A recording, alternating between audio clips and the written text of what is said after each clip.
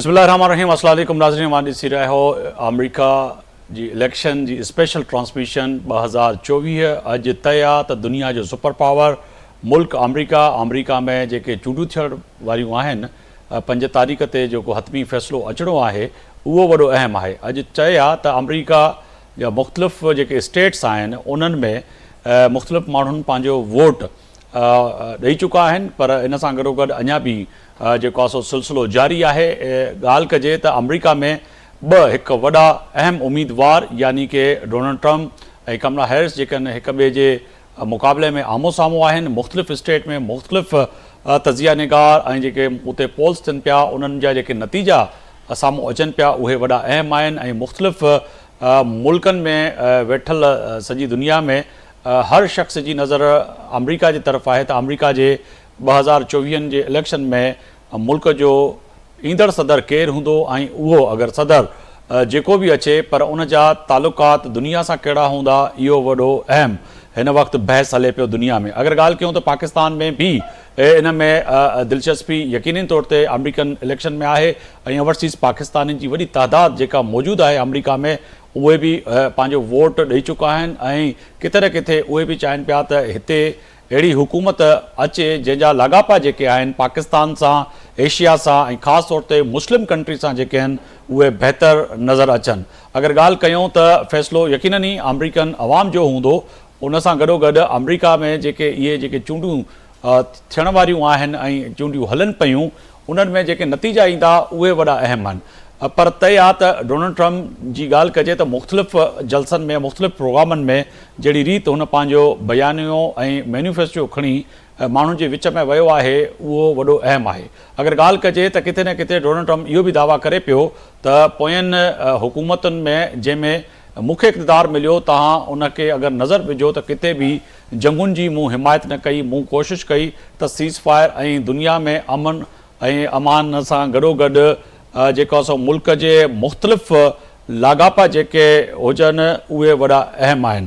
पर कमला हैरिस यानी कि चइजे त उनजी पार्टी ऐं उन जो माज़ी जेको आहे उहो वॾो अहम आहे। किथे न किथे उन्हनि जे दौरे हुकूमत में मुख़्तलिफ़ मुल्कनि सां अमेरिका जंगुनि में वियो ऐं अमेरिका जो अवाम इहो बि सम्झे पियो किथे न किथे संदसि जी पार्टी अॼु बि जंगनि जी हिमायत थी आहे। पर तय आहे त फ़ैसिलो किथे न किथे जेको बि थींदो उहो वॾो अहम आहे। अगरि ॻाल्हि कयूं पाकिस्तान जे लाॻापनि जी त पाकिस्तान जी मौजूदा हुकूमत बि इहा ई ख़्वाहिश जो इज़हार करे पई त अमेरिका जे अवाम जो जमहूरी हक़ आहे जेको बि उतां जो सदर अचे पर पाकिस्तान सां लाॻापा जेके आहिनि उहे बहितर थियनि। अगरि ॻाल्हि कयूं त पाकिस्तान जे अंदरि जेके सियासी छिकताण आहे उन ते बि जेको आहे सो पाकिस्तान तहरीक इंसाफ़ ओवरसीज़ पाकिस्तानी इहा उमेद लॻायूं वेठा आहिनि त शायदि डोनाल्ड ट्रम्प अगरि इलेक्शन खटे अचे थो त बानी PTI खे किथे न किथे रिलीफ मिली सघंदो। इहे केतिरा ई सवाल आहिनि अॼु स्पेशल ट्रांसमिशन में अॼु ॻाल्हाईंदासीं। ख़ासि तौर ते अमेरिका ऐं पाकिस्तान जो असांजो हिकिड़ो तमामु ज़बरदस्त पैनल मौजूदु आहे जंहिंजे साम्हूं केतिरा ई असांजा सवाल आहिनि जेके रखंदासीं, कोशिशि कंदासीं उनजी जवाबु वठण जी। अगरि ॻाल्हि कयूं त ह्यूस्टन टेक्सिस मां सीनियर तज़िया निगार आहिनि असद शेख साहब असांखे जॉइन कयो आहे। वॾी महिरबानी अवां जी, अवां असां सां मौजूदु आहियो। असवर इमाम साहब आहिनि वर्जीनिया अमेरिका मां असां सां मौजूदु आहिनि, सीनियर सहाफ़ी तज़िया निगार आहिनि, अवां जी वॾी महिरबानी। अनवर इक़बाल साहब आहिनि अमेरिका DC मां असांखे जॉइन कयो आहे, अवां जी वॾी महिरबानी। सीनियर सहाफ़ी तज़िया निगार आहिनि अवैस तौहीद साहब आहिनि, सीनियर तज़िया निगार आहिनि, उन्हनि असांखे जॉइन कयो आहे, उन्हनि जी बि वॾी महिरबानी। मुसरत हुसैन ख्वाजा साहब आहिनि, सीनियर तज़िया निगार आहिनि, अवां ॿी स्टूडियो में असांखे जॉइन कयो, अवां जी वॾी महिरबानी। साथी एंकर सीनियर सहाफ़ी वहीद राजपट बि साहब असां सां मौजूदु आहिनि स्टूडियो में, अवां जी बि वॾी महिरबानी। तमामु महिमाननि जी महिरबानी सां गॾोगॾु वहीद साहब हलंदासीं अमेरिका, छाकाणि त अमेरिका जी ॻाल्हि पई थिए त अनवर इक़बाल साहब जी तरफ़ हलंदासीं DC। अनवर इक़बाल साहब बहुत शुक्रिया, फरमाइएगा कि इस वक्त मजमूई सूरत हाल क्योंकि अब फैसले की घड़ी आ चुकी है, कहीं ना कहीं आप समझते हैं कि अब चंद ही रोज़ बच गए हैं, उसके बाद कोई फैसला सामने आएगा कि आने वाला अमेरिका का सदर कौन होगा? भाई वो हमारे ख्वाजा साहब की काफ़ी है ना, पीलू पत्तियां नहीं वे आज चुनू रह लिया है। तो अब तो चुनने का मौसम आ गया, चुनाव सर पे आ गया है और बल्कि چننے کا عمل شروع ہو گیا ہے. جی ارلی ووٹنگ یہاں شروع ہو گئی ہے. جی اور لوگ جا رہے ہیں. کل ہمارے ایک دوست ہیں، آپ کے بھی ہیں، کامران رضوی صاحب گئے، اور میں نے ایک بڑی انٹرسٹنگ چیز دیکھی کہ وہ ان کی نظر کمزور ہے، صحیح سے ان کو نظر نہیں آتا. جب وہاں گئے تو وہ ان کو اتار کے لے جانے کی کوشش کر رہے تھے، تو انہوں نے پتہ کیا کہ یہ کون ہے. تو انہوں نے بتایا کہ یہ جو ہے، ایک سیکنڈ رکیے گا ذرا پلیز، میں پروگرام ریکارڈ کرا رہا ہوں.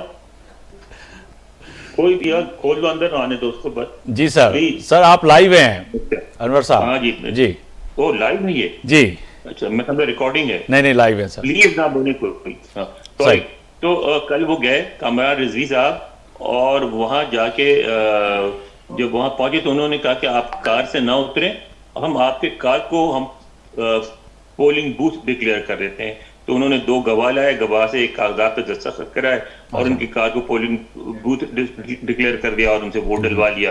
تو بڑی تعداد میں یہاں یہ رواج شروع ہوا تھا کووڈ-19 کے دوران، اور اب ایک بہت بڑی تعداد ووٹرز کی جو وہ ووٹ ڈالتی ہے الیکشن سے پہلے. اور اس دفعہ بھی جو اب تک جو تخمینے آئے ہیں اس کے مطابق اس دفعہ بھی تعداد میں اضافہ ہوگا، کمی نہیں آئے گی جو پہلے سے ہی ووٹ ڈال دیتے ہیں. گرچہ ڈونلڈ ٹرمپ اس کے سخت خلاف ہے، کیونکہ زیادہ تر ووٹ ڈالنے والے جو پہلے ڈالنے والے وہ پڑھے لکھے لوگ ہوتے ہیں، اور کہا ہی جاتا ہے کہ کم از کم یونیورسٹی گریجویٹس ہوتے ہیں، اور ان کے ووٹ عموماً ڈیموکریٹس کو جاتے ہیں. تو ایک تو پہلا عمل یہ ہے.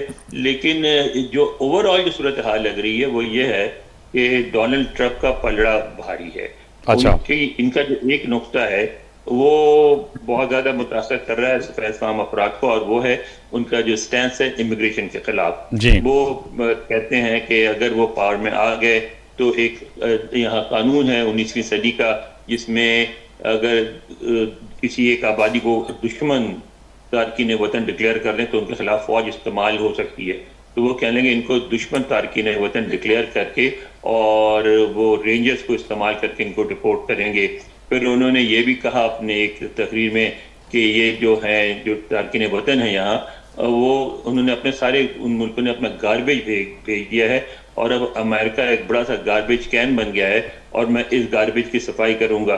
پھر یہ بھی ان کے پارٹی کا ایک جو منشور آیا تھا، آپ نے دیکھا ہوگا مینیفیسٹو 2024، اس میں انہوں نے یہ کہا تھا، بلکہ 2025 اس میں انہوں نے کہا تھا کہ حکومت بننے کے بعد ہم جو ہیں جو یہاں لیگلی بھی رہ رہے ہیں ان کے بھی ہم اس پہ نظر ثانی کر سکتے ہیں، ان کی شہریت پہ، اور ان سے ہم کم از کم ان کو مورلی پرسویٹ کر سکتے ہیں مختلف طریقوں سے کہ وہ اپنے ملک کو واپس جائیں. تو یہ جو اسٹینس ہے ان کا، یہ بہت پاپولر ہے، خاص طور پہ ان لوگوں میں جو دیہاتوں میں رہتے ہیں سفید فام، جو نہیں چاہتے کہ یہاں رنگدار لوگ آئیں، تو اس کا ان کو ایڈوانٹیج ہے.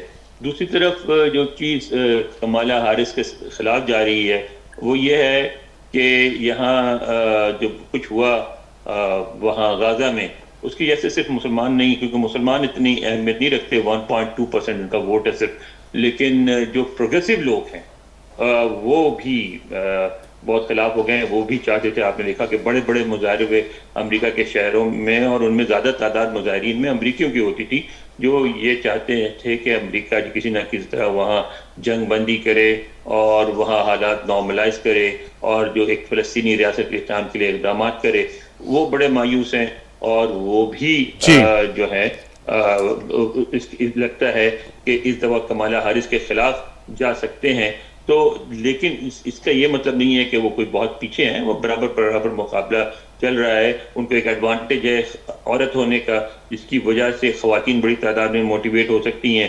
پھر یہ ہے کہ ڈونلڈ ٹرمپ ایک 2 دھاری تلوار ہیں، جہاں ان کو حمایت مل جاتی ہے وہاں ان کی مخالفت بھی بہت ہوتی ہے. تو وہ لبرلز جو کبھی مایوس ہو کے اس دفعہ مایوس ہے کمالا ہارس سے، وہ بھی مجبور ہو کے دوبارہ ووٹ دے سکتے ہیں. وہ اس لیے دے سکتے ہیں کہ بہرحال وہ یہ سمجھتا، ہر لبرل انسان یہ سمجھتا ہے کہ کمالا ہارس ہر حالت میں ڈونلڈ ٹرمپ سے بہتر ہیں. ڈونلڈ ٹرمپ جو ہے ان کے لیے بہت مضر ہوں گے. تو یعنی یہ کہنا کہ اس انتخابات میں اب کوئی سچویشن بالکل واضح ہو گئی ہے کون جیت رہا ہے، یہ اب بھی قبل از وقت ہوگا.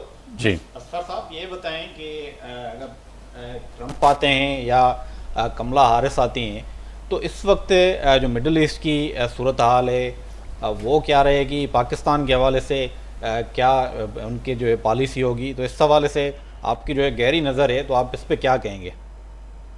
میرا خیال ہے کہ بہت بڑا فرق نہیں پڑے گا. انور صاحب یہ اسور صاحب کے سامنے رکھا ہے سوال وہی ہے.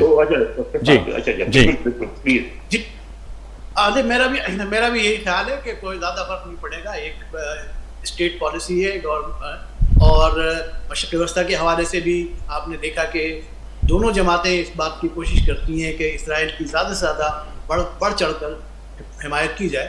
تو بہت زیادہ تو نہیں ہے، گرچہ ٹرمپ نے یہ وعدہ کیا ہے کہ وہ جنگ بند کریں گے، تو شاید یوکرین وار تو شاید اگر بند کر سکے تو وہ کر لیں، لیکن شاید اس علاقے میں زیادہ اثر انداز نہیں ہوگا. دوسری بات آپ کی یہ رہی ہے کہ پاکستان کی صورتحال پر اثر انداز ہوں گے، اور شاید بعض لوگ سمجھتے ہیں کہ عمران خان کی رہائی عمل میں آ سکتی ہے اور ان کو دوبارہ اقتدار میں لایا جا سکتا ہے.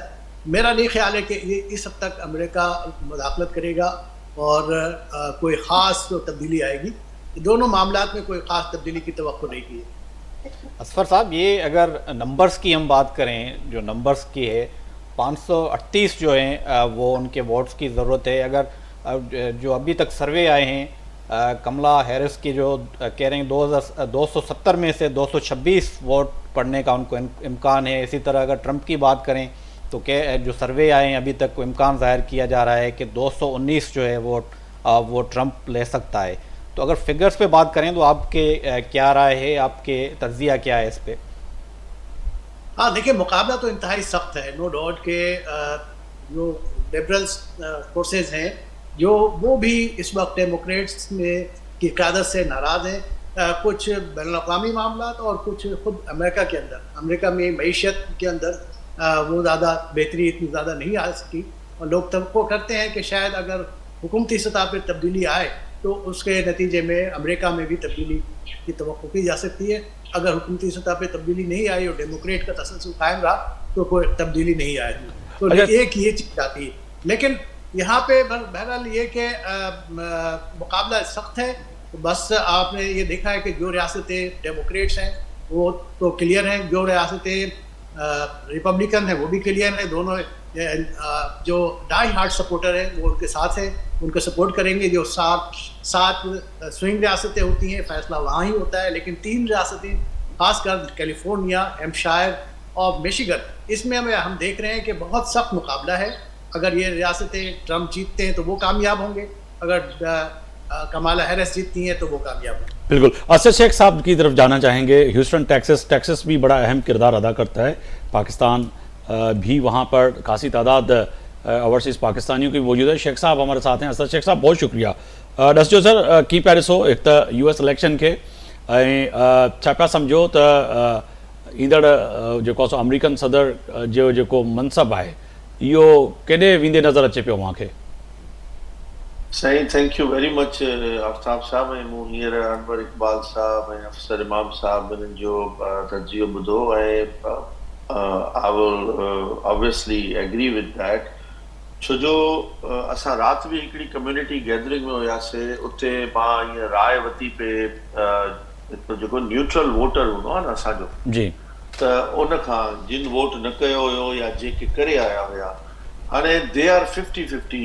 यानी जीअं हिन वक़्तु सूरत हाल स्विंग स्टेट्स जी आहे त हितां जो वोटर बि जेको स्पेशली मुस्लिम वोटर आहे, पाकिस्तानी वोटर आहे, या जेको कम्यूनिटी मां हिकिड़ी न्यूट्रल सोच रखे थो, पढ़ियल लिखियल आहे, उहो इन बुॾतर जो शिकार आहे त जेको आहे एज़ अ मुस्लिम हिननि जी पॉलिसी चाहे टुवर्ड्स इसराइल जेका ॿिन्ही जी सेम आहे तक़रीबन.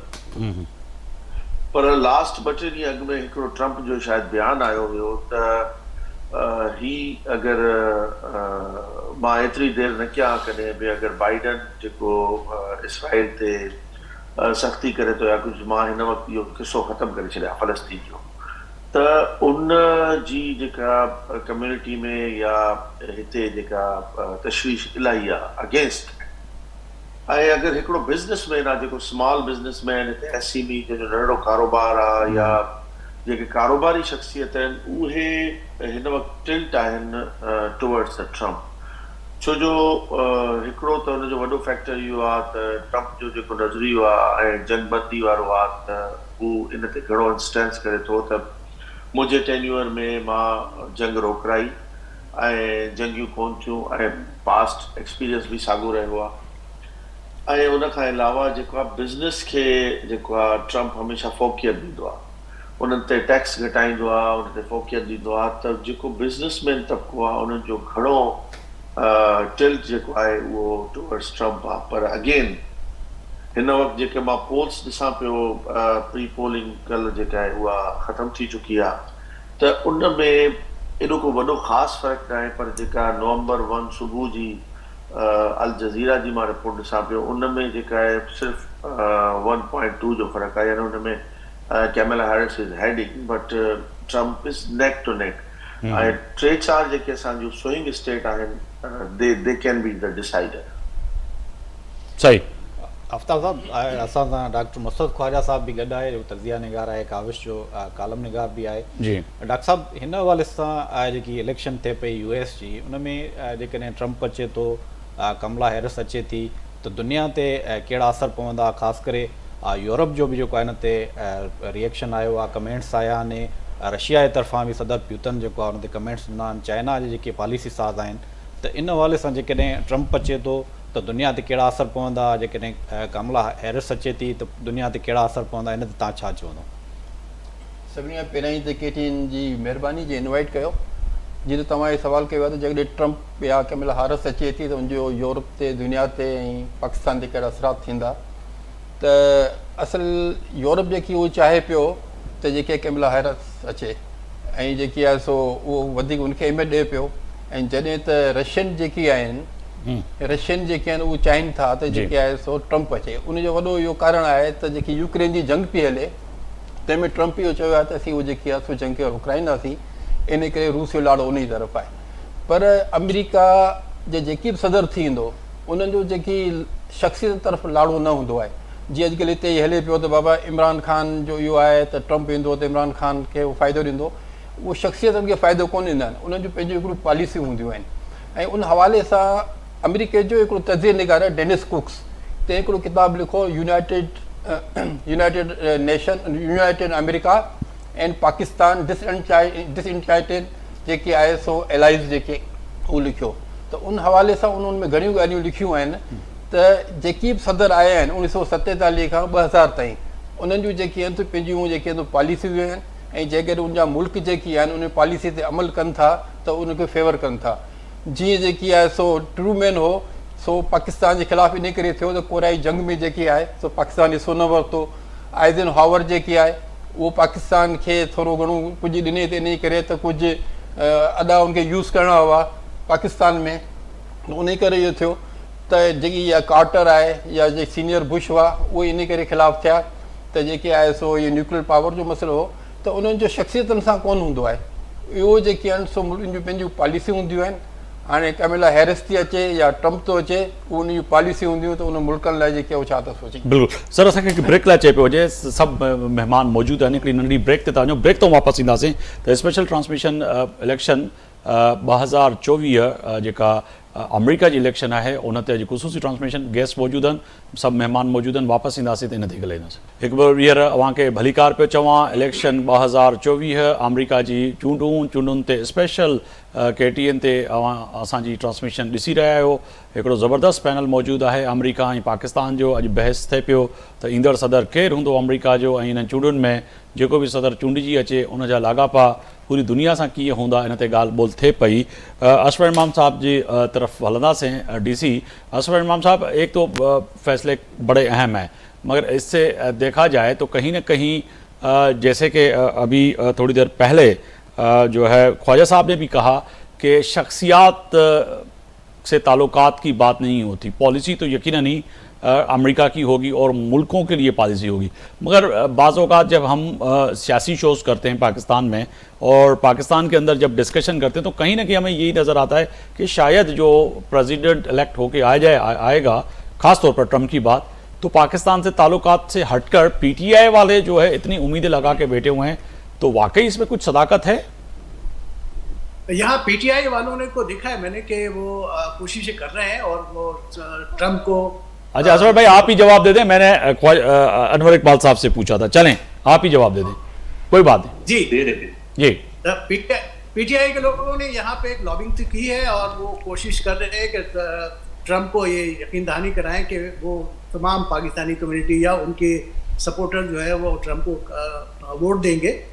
لیکن اس کے باوجود جو ان کی ایک توقعات ہیں، بس میں تو اس کے بارے میں پہلے اظہار خیال کر چکا ہوں کہ توقعات شاید پوری نہ ہو سکیں، اور جو ایک ریاست کے طور پہ جو ایک پالیسی ہے امریکہ کی، وہ پالیسی قائم رہے گی.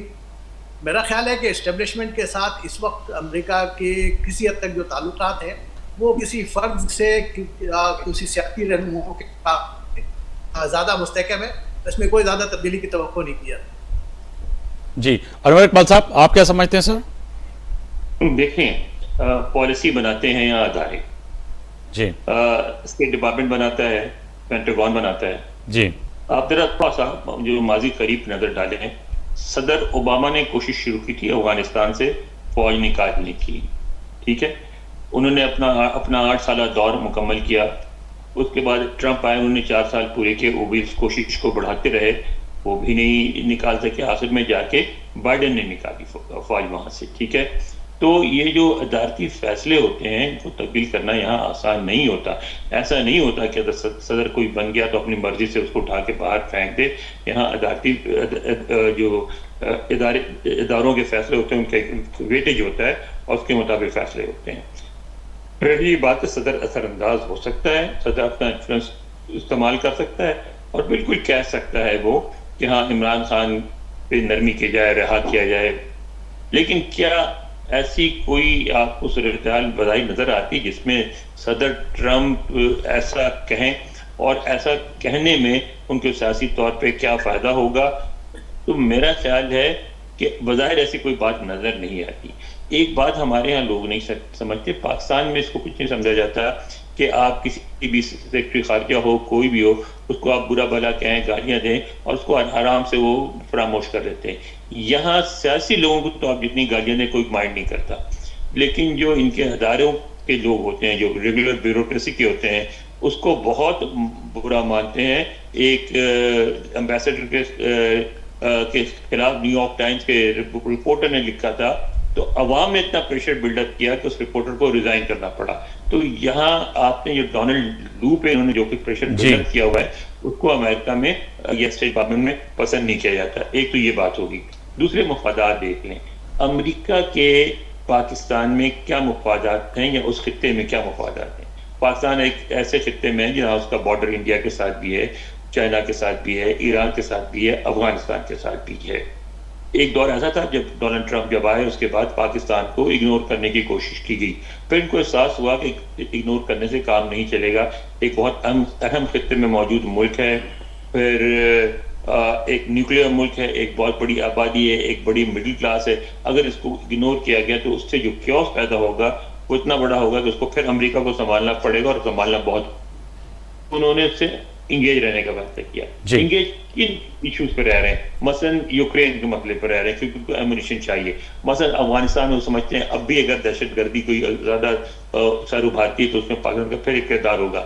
ایران کے معاملے میں وہ نہیں چاہتے کہ پاکستان اور ایران کی براہ راست کوئی ڈیل ہو جائے اور تیل آنے لگے وہ کرے اور ایران کی جو بائیکاٹ کیا ہوا ہے وہ ختم ہو.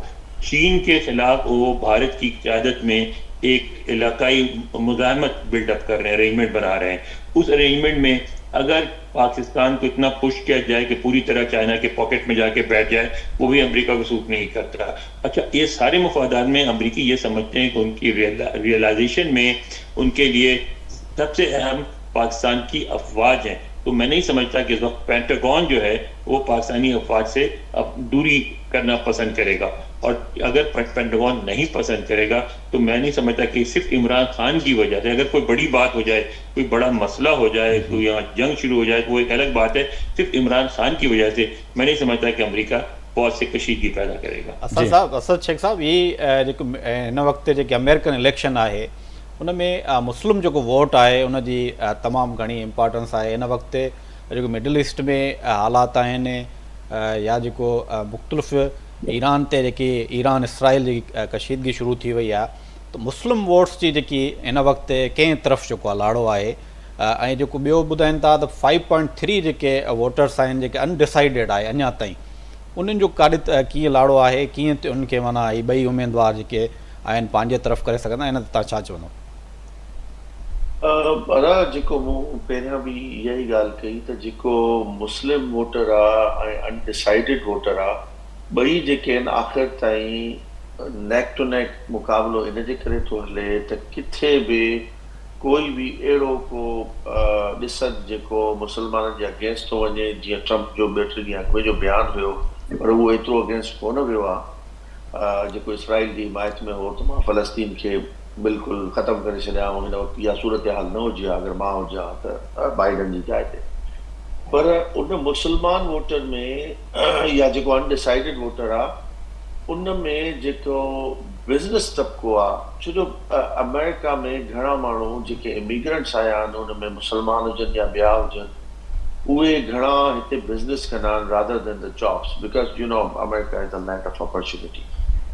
त उहे जेके आहिनि हिते बिज़नेस सां वाबस्ता आहिनि। ऐं यूजुअली ॾिठो वियो आहे त पोयों ट्रम्प जो दौरु हुजे या उन खां अॻु में रिपब्लिकन्स जो दौरु हुजे, त उहो बिज़नेसमैन्स जे लाइ, जेके स्मॉल बिज़नेसमैन्स आहिनि, उन्हनि जे लाइ फ़ाइदेमंद हूंदो आहे। ऐं मां ॿी ॻाल्हि कंदो हलां पॉपुलरिटी वारी, जेका तव्हां क्वेश्चन अनवर इकबाल साहब खां कयो आहे। जीअं ट्रम्प जो बयानु आयो, इमिग्रेंट्स तक़रीबन मुस्लमान वोटर्स जेके आहिनि उहे हिते इमिग्रेंट्स आहिनि। इमिग्रेंट्स सिर्फ़ु ऐं सिर्फ़ु पॉपुलरिटी गेन करण जे लाइ ट्रम्प जेको इहो इमिग्रेंट्स लाइ लास्ट टाइम बि इहो थियो, जंहिंमें हुन मुस्लमान कंट्रीज़ खां बैन करण जी ॻाल्हि कई, जेको पॉसिबल न आहे के प्रेसिडेंट लाइ। अगरि उहो एग्ज़ीक्यूटिव ऑर्डर बि कोई कढे थो त उन में बि काफ़ी लीगल इम्प्लीकेशन्स अचनि थियूं ऐं कोर्ट में चैलेंज थी वञे थो, जीअं कोर्ट पोइ दफ़े रूल आउट कयो उनखे।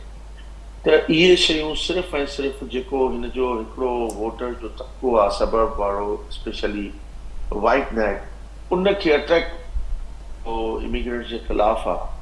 त उहो वोट गेन करण जे लाइ ही अहिड़ियूं शयूं पॉलिसी बयानु, छो त पॉलिसी हिकिड़ो प्रेसिडेंट कॾहिं बि न ठाहींदो आहे। पॉलिसी अमेरिका में इदारा ठाहींदा आहिनि ऐं उहा पॉलिसी 2-5 सालनि जी 10 सालनि जी न हूंदी आहे। This policy bigger than that. त उन में इहा शइ पॉसिबल ई न आहे त अगरि को प्रेसिडेंट अचे हिकिड़ो एग्ज़ीक्यूटिव, हा एग्ज़ीक्यूटिव ऑर्डर कढी सघे थो, जेके उन जा ॿिया तरीक़ेकार हूंदा आहिनि। जीअं कैमला हैरिस चयो त मां executive if I will become a president, त मां फर्स्ट डे ते हिकिड़ो एग्ज़ीक्यूटिव ऑर्डर कढंदमि त फेडरल जॉब्स जे लाइ काई डिग्री रिक्वायरमेंट न आहे।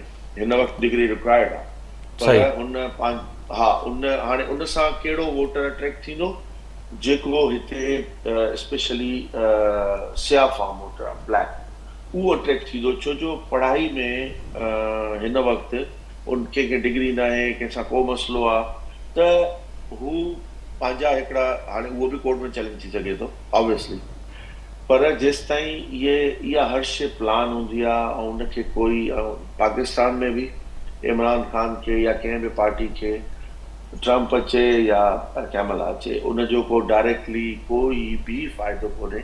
असांजे सभिनी वोटर्स खे इहो सोचणु खपे, जेके असां हिते अमेरिकन्स आहियूं, त इन सां पाकिस्तान जी सूरत हाल ते या ॿिए कंहिं मुल्क जी सूरत हाल ते पॉलिसी उहा ई हलंदी जेका हिते पॉलिसी ठहियल हूंदी। फॉरेन रिलेशंस बिल्कुलु शेख साहब जी सूरत हाल जी जी बिल्कुलु शेख साहब तव्हां सही चयो। मां ख्वाजा साहब ॾे वञणु चाहींदुसि त हिन वक़्तु ट्रम्प जो अगरि जेको इलेक्शन 2024 जी मुख़्तलिफ़ जेके स्पीचिस आहिनि या ख़िताबात जेके आहिनि अवामी मड़ाकनि खे, उहे खणी ॾिसूं त किथे न किथे उहे चवनि पिया त वक़्तु अची वियो आहे त इसराइल ऐं लबनान जी जेके तलख़ियूं आहिनि उन्हनि खे हल करण जो वक़्तु अची वियो आहे। त इहो चइजे त हिकिड़े जलसे जे बयान जी हद ताईं आहे, या अवां सम्झो पिया त वाक़ई डोनाल्ड ट्रम्प ईंदो त इन ते अमल थी सघंदो? मुंहिंजे ख़्याल में हिते इलेक्शन ई बयान आहिनि। ऐं तव्हां हेसि ताईं ॾिसो त जेकी गज़ा में जंग लॻी पई आहे, 50,000 माण्हू मरी विया आहिनि, लखूं जेकी दरबदर आहिनि, उन हवाले सां न ट्रम्प न कैमला हैरिस जेकी आहे अहिड़ी स्टेटमेंट मज़बूत कई आहे अॼु ॾींहं ताईं। इहे सिर्फ़ु ॻाल्हियूं आहिनि, जेकॾहिं ट्रम्प बि हुजे हा हिन वक़्तु बाइडन जी जॻह ते, त उहो फुल सपोर्ट करे हा जेके इसराइल जी। अॼु पोइ इसराइल जे हवाले सां चवनि था त जेके इसराइल जेकी कुझु करे रहियो आहे पंहिंजे जेके आहे सो दिफ़ा में करे रहियो आहे। त मुंहिंजे ख़्याल में जेकी स्पीचिस आहिनि उन जूं जलसनि जुलूसनि में उनखां हटी करे ॿियो कुझु बि कोन्हे ऐं इहो जेकी आहे सो फ़लस्तीन या गज़ा जे हवाले सां उहो ई कुझु करे आहे जेकी अमेरिकन पॉलिसी हुजे आहे। अनवर इकबाल साहब, आपकी तरफ में आऊँगा। ये 7 स्टेट्स जो हैं कह रहे हैं कि ये फैसला कौन है, जहाँ भी अक्सरियती रियासतों में किसी भी उम्मीदवार को वोट पड़ेगा वो जो है USA का प्रेसिडेंट होगा। मुमकिन तौर पर जो है आपका क्या तज्जिया है? अभी जो इम्कानात ज़ाहिर किए जा रहे हैं, पहले मैंने कहा कमला हैरिस जो हैं वो उनको 226 वोट का जो इम्कान ज़ाहिर किया जा रहा है, ट्रंप को 219 वोट। ट्रंप जो अभी तक रिपोर्ट्स आए हैं, सर्वे आए हैं, तो आप क्या कहेंगे ये 7 जो स्टेट्स हैं इसमें किसकी पोजीशन मजबूत है?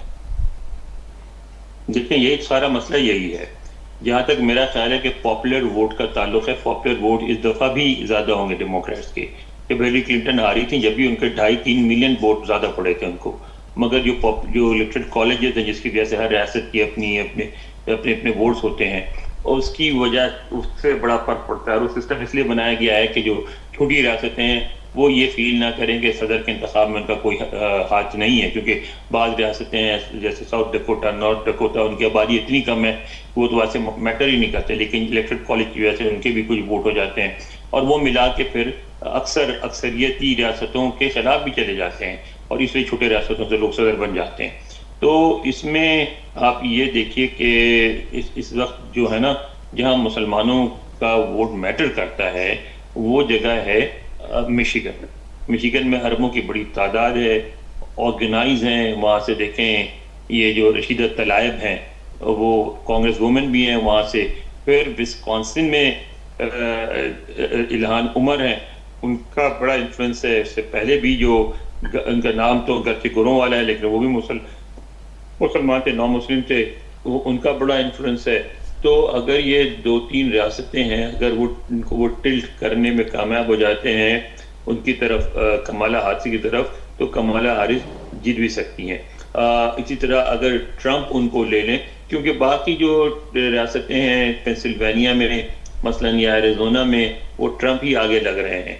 तो अगर ये 2 रियासतें भी अगर ये मिल के टिल्ट कर दें कमला हारिस की तरफ, तो बड़ा फर्क पड़ेगा। तो जैसा आपने खुद बताया कितना क्लोज है जो प्रेडिक्शन है इसकी कि किसको कितने वोट्स मिलेंगे इलेक्टोरल कॉलेज के। तो मैं समझता हूँ कि इवन हसास रियासतें जो हैं वहाँ भी बिल्कुल वादा नहीं है अभी तक सूरत हाल। सॉरी, मुझे ब्रेक का कहा जा रहा है, ब्रेक पे जा रहे हैं, ब्रेक तो वापस ईंदासीं। त वही साहब मुख़्तलिफ़ जेके पैनल में दोस्त मौजूद आहिनि उन्हनि जे साम्हूं वॾा अहम सवाल आहिनि, जवाब वठण जी कोशिशि कयूं। हिकु बार ॿीहर तव्हांखे भलीकार पियो चवां, अॼु ॻाल्हि कयूं पिया दुनिया जे सुपर पावर मुल्क अमरीका जी इलेक्शन 2024 जे हवाले सां। ज़बरदस्त पैनल अमरीका ऐं पाकिस्तान में असां गॾिजी करे अॼु तय आहे त पाकिस्तान ऐं दुनिया जूं नज़रूं हिन वक़्तु अमरीकन इलेक्शन ते आहिनि। ब्रेक खां पहिरियों अनवर इकबाल साहब जे साम्हूं वॾो अहम सवाल वहीद राजपत साहब रखियो हुयो, पर उन सां गॾोगॾु मुंहिंजो बि वॾो अहम सवाल हिन वक़्तु अनवर इकबाल साहब आपके सामने बड़ा अहम सवाल है। सदारती इंतखाबात में अगर देखा जाए तो कहीं ना कहीं मुस्लिम कम्युनिटी का भी बड़ा जो है हाथ होता है।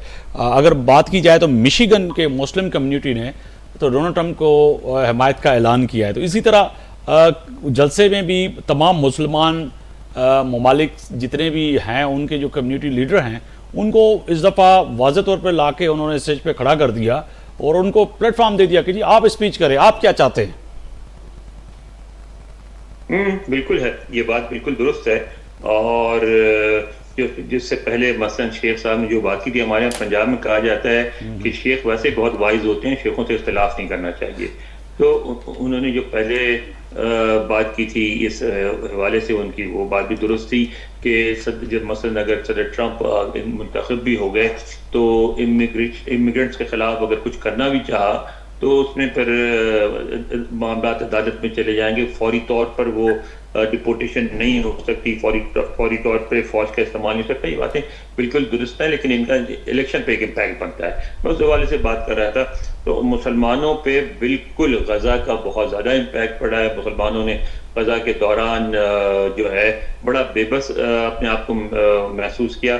आज मैंने डॉन में एक स्टोरी भी लिखी है, इसमें देखे मैंने एक घर की तस्वीर दी है जिसके साथ मुसलमान का घर है, और उसमें सामने अपने, और वो सरकारी मुलाजिम है यहाँ सीनियर यूएस जस्टिस डिपार्टमेंट में, और उन्होंने लिख के लगा रखा है कि cease fire in Gaza now, तो वो full cease fire in Gaza now, तो वो जो है उसमें मुसलमान हर्ट हुए हैं, और उसमें बहुत सारे ऐसे लोग हैं जो ये कह रहे हैं कि हमें इस दफ़ा डोनाल्ड ट्रंप को वोट देना चाहिए। लेकिन उसमें दो बातें आड़े आ रही हैं।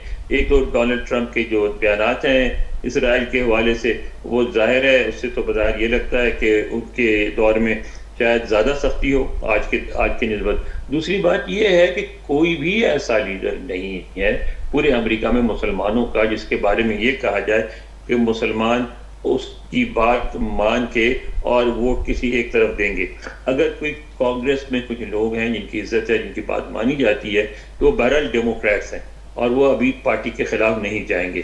तो मैं समझता हूँ कि मुसलमान वोट डिवाइड ज़रूर होंगे, लेकिन ऐसा नहीं होगा कि एक तरफा सारे के सारे वोट ट्रंप को पड़ जाएं। अनवर साहब, अभी जो है हम असफर साहब से ये सवाल करूँगा मैं। असफर साहब, इस वक्त जो जर्मन के चांसलर हैं उनकी जानब से बयान सामने आया है, उनका कहना है कि यूरोप की जो अक्सरियती जो रियासत के सरबराहान हैं उनका कहना है कि अगर ट्रंप आते हैं अमेरिका के प्रेसिडेंट तो नेटो इत्तेहाद जो है वो टूट जाएगा। और दूसरा ये कि चाइना के साथ जो ट्रेड वार है अमेरिका की वो बरकरार रहेगी, रियासत की वही पॉलिसी बरकरार रहेगी या कोई उसमें चेंजिंग आएगी? नहीं, ये तो है कि सिर्फ यूरोप के नहीं बल्कि यहाँ अमेरिका में भी जो दानिश्वर तबका है जो वो इस बात के बारे में तशवीश में है कि ट्रंप का जो एक अंदाज़ है, फस्तायत वाला अंदाज जो है, वो उससे ये अमेरिका के अदारों को शायद वो नुकसान पहुँचेगा।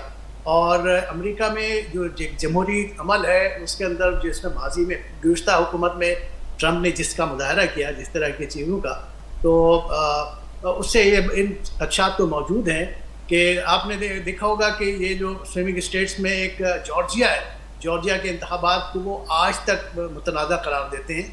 वहाँ पे ट्रंप हार गए थे, लेकिन ये इसी तरह ये सिर्फ आलमी अदारों के हवाले से उनकी बातें आ चुकी हैं। नेटो के बारे में उनके ये बयान सामने आ चुके हैं कि वो सिर्फ अमेरिका भारी पैमाने पे अखराजात, जंग के अखराजात, जो नेटो के अखराजात क्यों बर्दाश्त करें, इसमें बाकी लोगों को भी अपना हिस्सा अदा करना चाहिए। तो वो इस सिलसिले में सख्त मौक़िफ़ रखते हैं। मैं इस बात तवक्को करता हूँ कि इसी बुनियाद पर वो शायद जंग के मामलात को थोड़ा सा धीमा करें और ताकि अमेरिका के जो अखराजात हैं उसमें कोई कटौती हो सके। आपको बिलियंस ऑफ डॉलर्स अमेरिका ने टैक्स पेयर के जो पैसे हैं वो जंग में इस्तेमाल किए हैं, वो उस सिलसिले को रोकना चाहते हैं और इस बुनियाद पर भी ट्रंप को लोग बड़ा सपोर्ट कर रहे हैं। तो अभी खासकर मैं ये अर्ज़ करना चाहूँगा कि ये जो स्विंग रियासतें हैं जो जिसमें जो बहुत थोड़ी सी नंबर से लोग फैसला हो जाता है, और जैसे जिसमें आप देखें कि मिशिगन में वहाँ पे अगर कुछ मुसलमानों ने भी और कुछ डेमोक्रेट्स ने, जो लिबरल डेमोक्रेट्स हैं जो जंग के ख़िलाफ़ हैं, अगर उन्होंने वोट नहीं दिया कमाला हैरिस को, उनमें से बाज़ की इत्तलात ये हैं कि लोग नाराज़ लोग जो है शायद ग्रीन पार्टी को वोट दे दें, लेकिन दोनों सूरतों में उसका फ़ायदा ट्रंप को होगा। और इसी तरह आपने ये देखा कि स्विंग रियासतों में पेंसिल्वेनिया, उसके अंदर बिल्कुल वाज़े तौर पे ट्रंप को अक्सरियत नज़र आ रही है और वहाँ पे लग रहा है कि वो वहाँ का कि तमाम नशिस्तें, तमाम इलेक्ट्रोल जो है वो जीत जाएंगे। और ये जो जॉर्जिया की रियासत है इसमें भी बहुत ही कम मार्जिन से वो शिकस्त उनको हुई थी, तो अगर ये भी जीत जाते हैं, फिर इसके अलावा नॉर्थ कैरोलिना की रियासत और हेम्पशायर की रियासतें, यहाँ भी बहुत सख्त मुकाबला है। और अगर डेमोक्रेट्स वोटर्स जो थोड़े से भी हों, अगर वो नाराज़ हैं और उन्होंने कमाला हैरिस के हक़ में वोट इस्तेमाल नहीं किया, तो उसका फ़ायदा ट्रंप को जाएगा। और ये खदशात तमाम लोगों में मौजूद है। ख़ुद अमेरिका के अंदर दानिश्वर तबके में ये सोच और विचार मौजूद है कि अगर इस तरह के जो नज़र आ रहा है कि ट्रंप अगर कामयाब होते हैं तो उसके असरात मुल्क की अदारों पे आएंगे और आलमी सतह पे भी इसका किरदार मुख्तलिफ हो जाएगा। रशिया से ताल्लुकात वो बेहतर करने के हक़ में है, हो सकता है कि रशिया से ताल्लुकात बेहतर हो, लेकिन वो चाइना के साथ जो ट्रेड वार है शायद उसमें इजाफा हो। और मगर असफर साहब, माजी में भी जब ट्रम्प, और याद है कि आपको कि उसमें भी रशिया के ऊपर, हमारे यहाँ तो फार्म 45-47 की बहस होती है ना पाकिस्तान में, आपके यहाँ फिर इलेक्ट्रॉनिक वोट की और फिर रशिया की और दीगर जो है इल्ज़ामात लगते हैं, तो इस दफ़ा भी ऐसी सूरत हाल नज़र आ रही है कुछ? नहीं, इस वक्त तक अभी तक ये बात सामने नहीं आई कि किसी की मुदाखलत की। माजी में गुज़श्ता इलेक्शन में ये बात आई थी कि तो रशिया से हैकर्स और अपने काम कर रहे हैं और मुदाखलत कर रहे हैं। खुद उसके बाद यूरोप की रियासत में जो इंतखाबात में भी ये बात खबरें आ रही थी कि बाद ममालिक की तरफ से मुदाखलतें को, लेकिन अमेरिका की जो इंतखाबी पूरे सिलसिले में अब ये मौजू बहस नहीं है कि किसी के जानिब से मुदाखलत हो रही है। जी अच्छा, मैं इस पे कुछ कहना चाहूँगा आफ्ताब मुगैरी साहब जी। पहली बात नेटो के हवाले से मैं कहूँ कि अमरीकी भोले हैं, इतने भोले भी नहीं है। नेटो की वजह से उनके अखराजात नहीं होते, उनके पैसे बचते हैं। अमेरिका अगर सुपर पावर है, सुपर पावर रहना चाहता है, अगर आप सुपर पावर रहना चाहते हैं, नेटो नहीं होगी तो आपको अपनी फौजें रखनी पड़ेंगी हर जगह, बिल्कुल। और जब क्योंकि उसके बगैर दुनिया काबू में नहीं आती, आपकी फिजिकल प्रेजेंस के बगैर कहीं ना कहीं आपको फिजिकल प्रेजेंस रखनी पड़ती है, खासतौर पर सेंसिटिव जोन में। तो जो अमेरिका अगर अपनी फौजें खुद रखेगा यूरोप की मदद के बगैर, तो वो अखराजात आज से 10 गुना ज्यादा होंगे। तो अमेरिकी भी इस बात को समझते इतने भोले नहीं है, नेटो को कभी नहीं तोड़ेंगे। एक दूसरी बात है कि चाइना के साथ तिजारती ताल्लुकात, वो hundreds of billions of dollars की बात है। जब सदर ट्रंप पहली दफा बने तो उस वक्त भी उन्होंने इसको डायल अप किया था टेंशन को, और उसके बाद क्या नतीजा हुआ था कि ले गए ऐसे स्टेज पे ले गए जैसे लगता था कि अब ये ताल्लुकात टूट जाएं, लेकिन फिर फौरन उन्होंने इसको टोन डाउन किया, फिर मुज़ाकरात भी कर ली, बातचीत भी कर ली, तिजारती ताल्लुकात भी बेहतर हुए।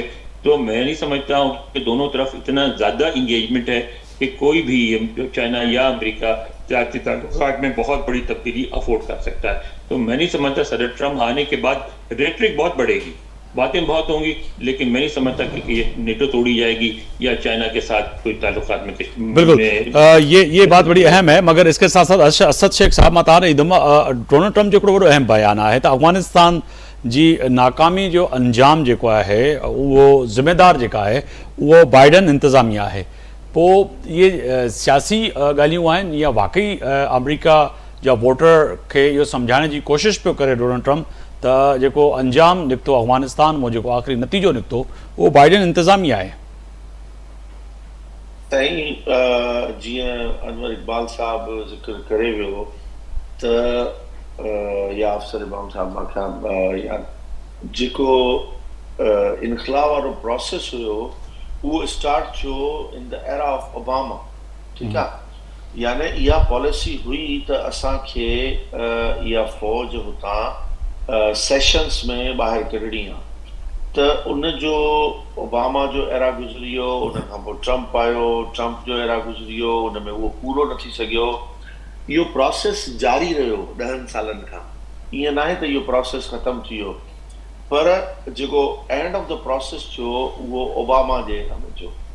त काफ़ी माण्हू इहो बि सम्झंदा आहिनि त इहा हिकिड़ी कामयाबी आहे, त असांजा जेको टैक्स पेयर्स आहियूं उन्हनि जी मनी जेका आहे उहा विदाउट एनीथिंग जेका अफगानिस्तान में obviously there is a huge money spending on the troops, त उनखे रखण जो को फ़ाइदो ई कोन हुयो।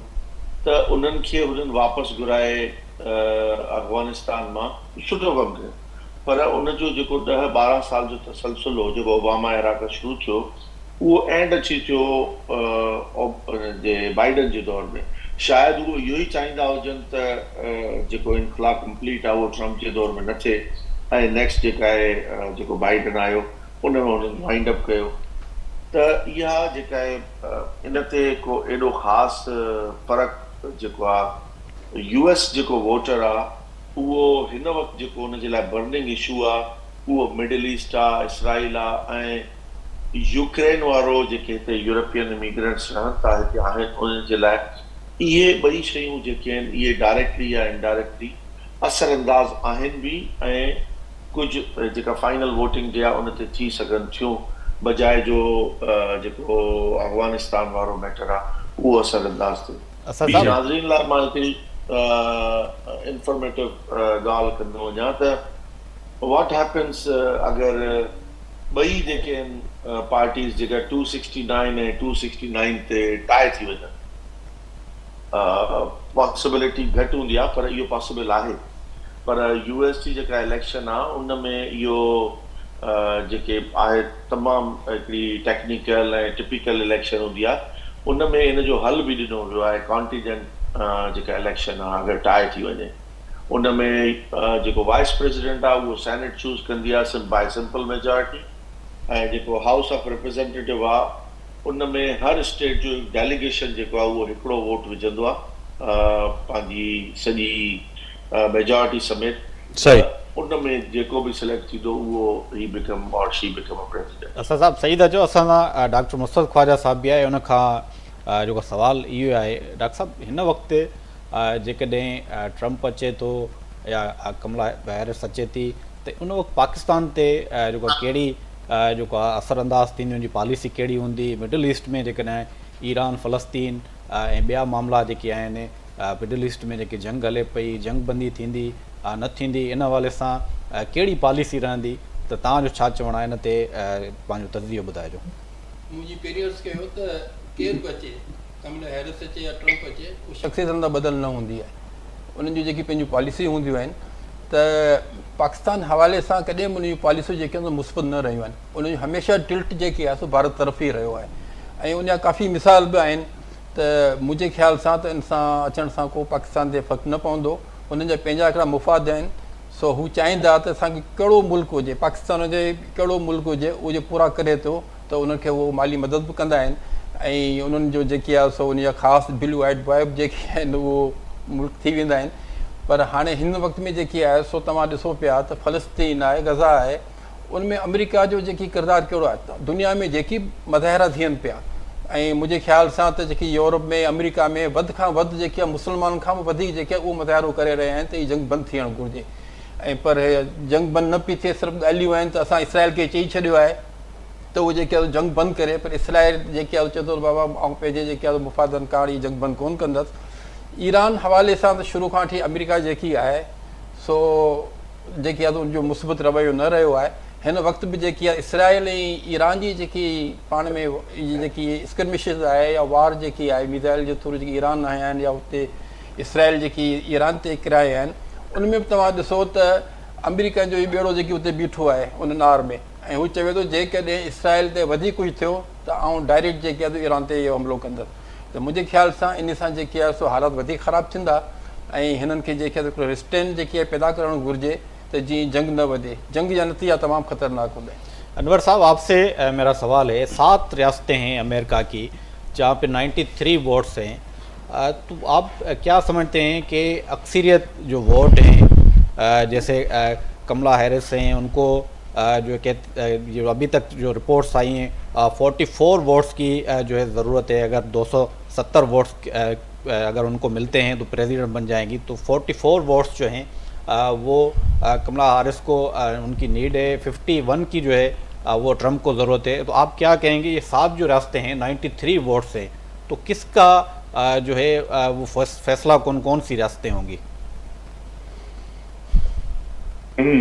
सारी बहुत अहम है, क्योंकि इसमें आप देखना वोट का डिफरेंस इतना कम है, मार्जिन इतना कम है कि आप कोई भी रियासत अगर आपके हाथ से जाती है तो उसका इम्पैक्ट पड़ेगा ओवरऑल रिजल्ट पे। तो लेकिन आप इसमें 2-3 रियासतें गर्चे उनको कहते हैं कि वो यानी अनडिसाइडेड हैं, लेकिन उसमें भी चीज़ें अब वाज़ा होती जा रही हैं। मसलन जैसे अफसर इमाम ने बात की, पेंसिल्वेनिया जो है लग रहा है कि वो वापस, क्योंकि रिपब्लिकन होता था, वो काफ़ी रेडनेक स्टेट है, तो उस तरफ वापस जा रही है।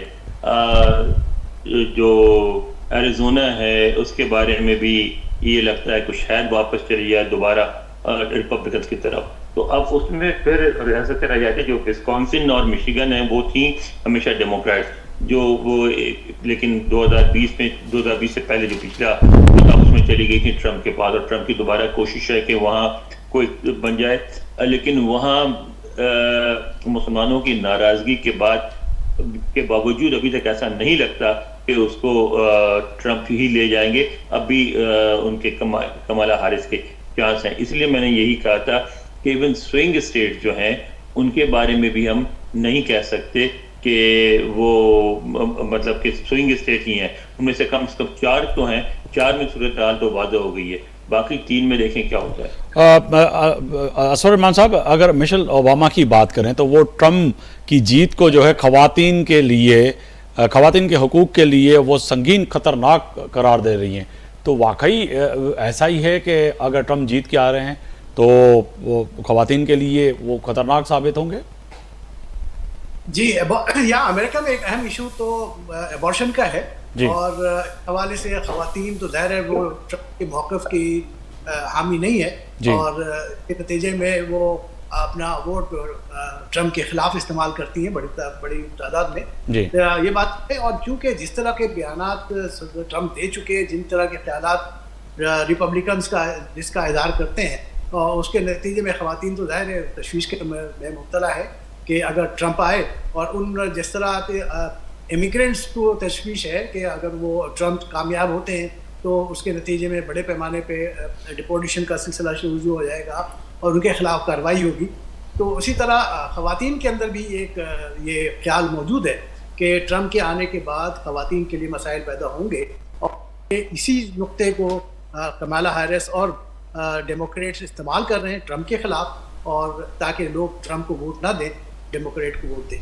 बहुत शुक्रिया असफर रहमान साहब। जी साहब, मैं कुछ कहना चाहूँगा। जी इसमें एक बात ज़हन में रखें कि ये सिर्फ सियासी स्टंट नहीं है, ये बहुत बड़ा मसला है ख़वातीन का, जिससे हम जोर नहीं दे रहे हैं, क्योंकि हमारे मुल्क में इतना बड़ा मसला नहीं है।